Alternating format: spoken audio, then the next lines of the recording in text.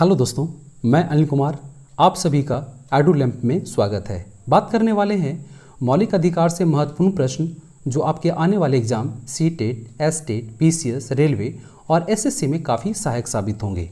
तो वीडियो को अंत तक देखें और हमें कमेंट बॉक्स में बताएं कि आंसर शो होने के पूर्व आप कितने प्रश्नों का सही उत्तर जान रहे थे। तो आइए देखते हैं। भारतीय संविधान में मौलिक अधिकार किस देश से लिया गया है? दक्षिण अफ्रीका, अमेरिका, रूस, ब्रिटेन। इसका सही आंसर है बी, अमेरिका। अगर हम बात करते हैं दक्षिण अफ्रीका तो यहाँ से संविधान संशोधन की प्रक्रिया ली गई है। अमेरिका से बात करें तो राष्ट्रपति एवं उस पर महाभियोग की प्रक्रिया ली गई है। रूस से मौलिक कर्तव्यों का प्रावधान लिया गया है और ब्रिटेन से संसदात्मक शासन प्रणाली, एकल नागरिकता, विधि निर्माण प्रक्रिया ली गई है। आप वीडियो को अच्छे से देखें और समझें। आइए नेक्स्ट क्वेश्चन की बात करते हैं। Question number 2।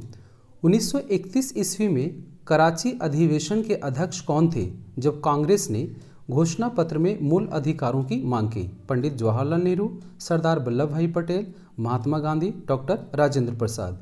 इसका सही आंसर है बी, सरदार वल्लभ भाई पटेल। अगर हम बात करें पंडित जवाहरलाल नेहरू की तो इन्होंने एक कार्य किया था। क्या किया था? तो इन्होंने मूल अधिकारों का प्रारूप बनाया था। आइए नेक्स्ट क्वेश्चन देखते हैं। भारतीय संविधान के किस भाग में मौलिक अधिकार का उल्लेख है? भाग 1, भाग 2, भाग 3, भाग 4। इसका सही आंसर है सी, भाग 3। भाग 1 में संघ एवं उसके राज्य जो अनुच्छेद 1 से 4 में उल्लेख है। भाग 2 में नागरिकता की बात की गई है जिसका उल्लेख अनुच्छेद 5 से 11 में है। भाग 3 में मौलिक अधिकार की बात की गई है जो अनुच्छेद 12 से 35 में है और भाग 4 में नीति निर्देशक तत्व जो अनुच्छेद 36 से लेकर 51 में उल्लेख है। आइए नेक्स्ट क्वेश्चन देखते हैं। Question number 4। मौलिक अधिकार का संरक्षण की अधिकारिता किसके अधीन आता है? उच्चतम न्यायालय, उच्च न्यायालय, सी है ए एवं बी दोनों, इनमें से कोई नहीं। काफ़ी महत्वपूर्ण प्रश्न है। तो यहाँ कर हम देखते हैं तो मौलिक अधिकार का संरक्षण की अधिकारिता उच्चतम न्यायालय और उच्च न्यायालय दोनों को दी जाती है। Next question. भारतीय संविधान में नागरिकों को कितने मौलिक अधिकार दिए गए हैं? ऐसे तो प्रश्न बहुत ही आसान है, 5, 6, 7, 8। तो इसका सही आंसर है 6। अगर हम बात करते हैं कि वो 6 अधिकार कौन कौन से हैं तो वो 12 से 35 में इसकी व्याख्या की गई है। और अगर हम 12 में देखें तो राज्य को परिभाषित किया गया है जिसका अर्थ है संघ एवं राज्य सरकारें, संसद एवं राज्य विधिकाएं सभी स्थानीय या अन्य अधिकारियों को भारत के क्षेत्र में या भारत सरकार के नियंत्रण में दर्शाता है। वहीं अनुच्छेद 13 बताता है कि मूल अधिकारों से असंगत या उनका अल्पीकरण करने वाली विधियां की बखान है। अगर हम बात करते हैं अनुच्छेद 14 तो यहाँ पे 14 से 18 में समानता का अधिकार है। स्वतंत्रता का अधिकार अनुच्छेद 19 से 22 है। शोषण के विरुद्ध अधिकार अनुच्छेद 23 से 24 है। धार्मिक स्वतंत्रता का अधिकार अनुच्छेद 25 से 28 में है। संस्कृति तथा शिक्षा संबंधी अधिकार अनुच्छेद 29 से 30 है और संवैधानिक उपचारों का अधिकार अनुच्छेद 32 में उल्लेखित है। इस प्रकार से अगर आप इसको देखते हैं तो कई सारे महत्वपूर्ण प्रश्न बनते हैं। नेक्स्ट क्वेश्चन बात करते हैं। संविधान में उद्घोषित मौलिक अधिकारों में संशोधन किया जा सकता है केवल सर्वोच्च न्यायालय द्वारा, राष्ट्रपति द्वारा, संसद द्वारा, इनमें से कोई नहीं। इसका सही आंसर है सी, संसद द्वारा। Question number 6।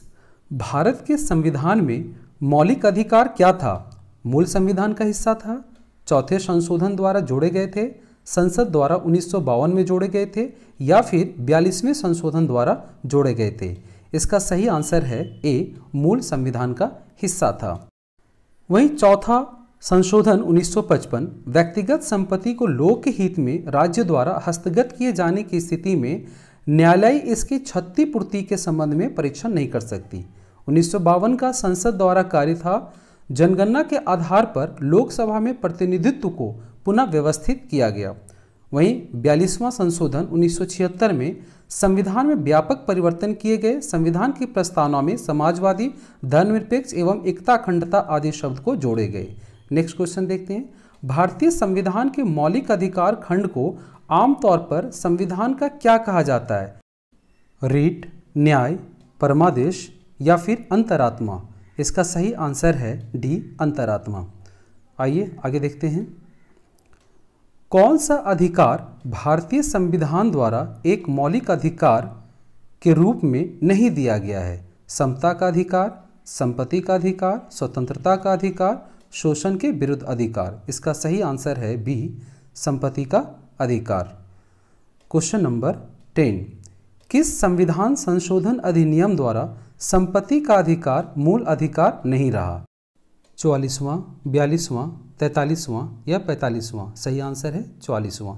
अगर बात करें तो संपत्ति का अधिकार पहले मौलिक अधिकार में शामिल था, पर 44वां संविधान संशोधन 1978 के द्वारा इसे मौलिक अधिकार से हटाकर अनुच्छेद 300 का के अधीन एक विधिक अधिकार का दर्जा दिया गया है। काफ़ी महत्वपूर्ण प्रश्न है।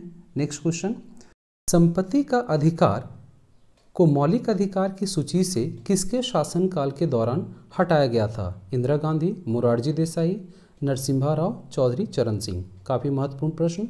इसका सही आंसर है बी, मोरारजी देसाई। अगर हम बात करें मूल संविधान में तो संपत्ति का अधिकार अनुच्छेद 31 में था। वर्तमान में यह एक विधिक अधिकार है जिसका उल्लेख अनुच्छेद 300 का में किया गया है। आइए नेक्स्ट क्वेश्चन देखते हैं। मौलिक अधिकार के किस अधिकार को डॉक्टर बी.आर. अम्बेडकर ने संविधान का दिल, भारतीय संविधान का हृदय और आत्मा कहा है?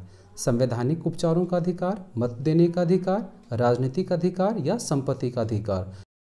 सही उत्तर है संवैधानिक उपचारों का अधिकार।